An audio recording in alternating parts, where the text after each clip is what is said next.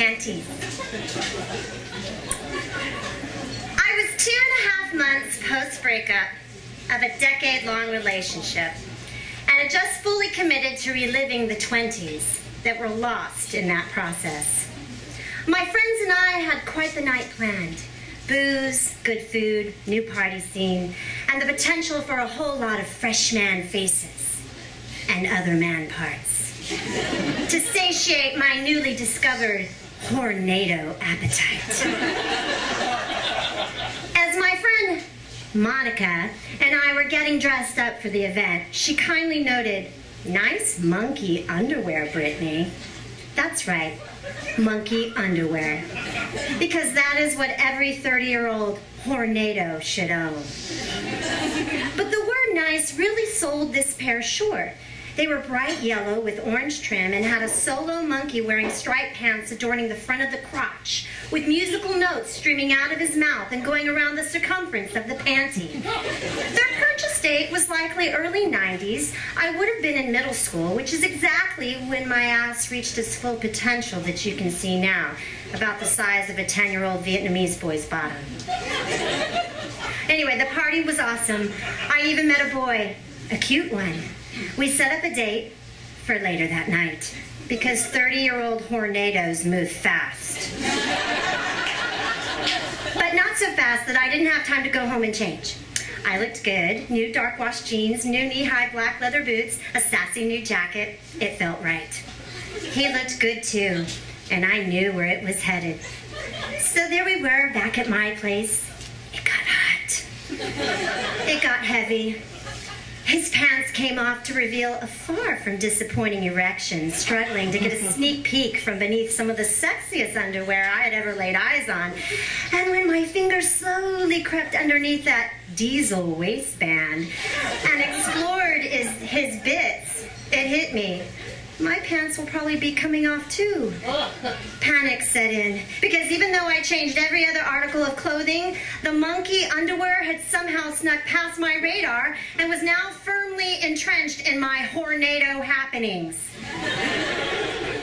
He began to undo my jeans slowly, not for romantic allure, but because he, like myself, was what one can only accurately describe as piss drunk. There was some stumbling and lots of confusion, and then they were revealed in all their glory. Monkey motherfucking underwear. All I could manage was a drunken giggle. I'm so sorry. I may have blushed, I don't know. But neither Diesel nor his boner seemed bothered by what had just transpired. And we managed to have some very mediocre oral sex. No worries. The oral sex, regular old sex, and my constant refusing of anal sex that transpired over the next 6 months were fantastic. Things didn't last with Diesel, allowing my hornado tendencies to swing into full effect. A threesome here, a doctor, a lawyer, a cowboy, a mountain boy, a city boy, a hipster, or two.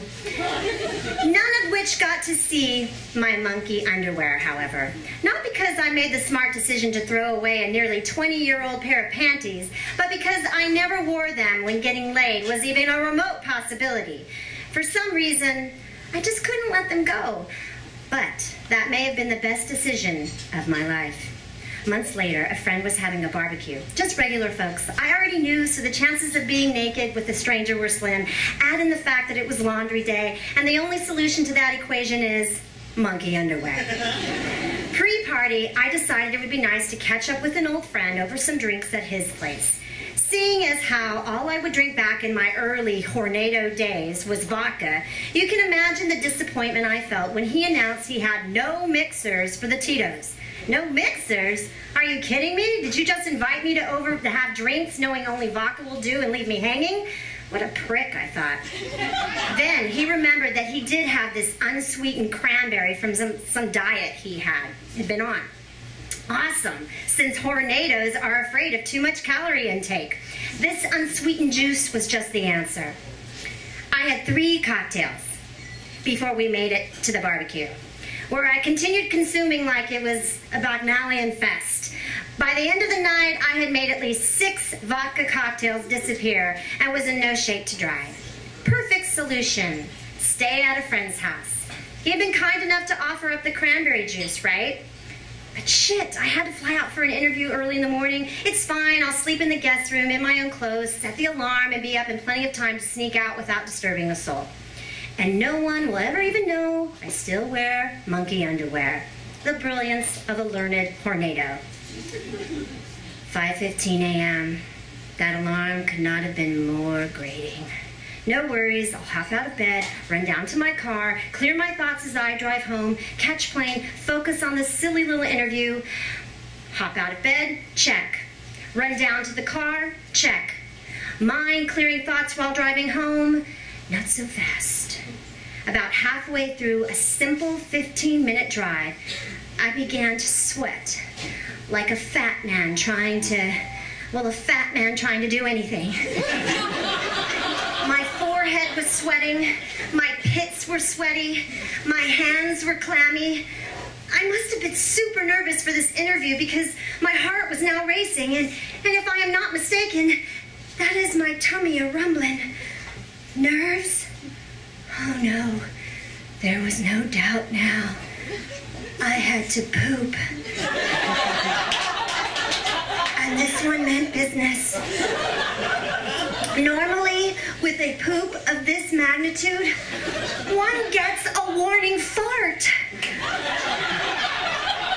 What the hell had I done? Vodka, a few bites to eat, and some cranberry juice. Whatever, it didn't matter now. I needed to pull out all the stops to keep this big guy contained. Heavy breathing, white-knuckling the steering wheel, leaning on one cheek or the other. Roll down the windows, turn down the AC. I know them all. They were all failing me. I had one final trick. It's a last resort of sorts. Push. Oh, no.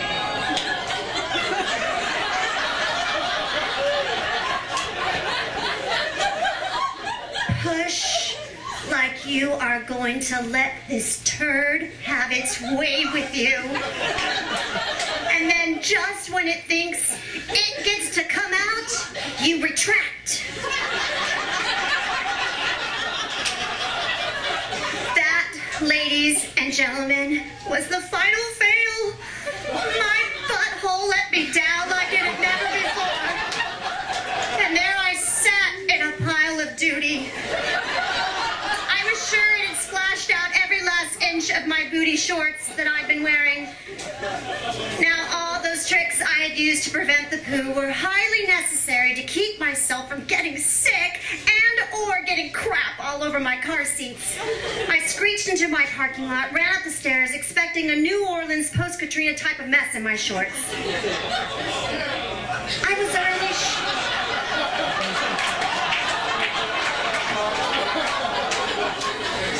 I was utterly shocked to discover the resilience of the monkey underwear.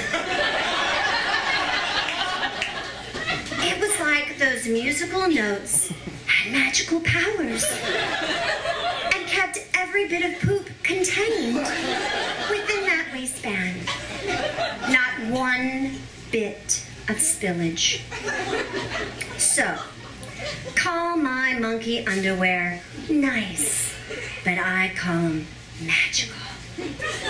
A few things you should know, faithful listener. 1, when tossing my monkey underwear that day, it was not without tears. 2, that cranberry juice was from a cleanse diet. 3, I have since tried anal.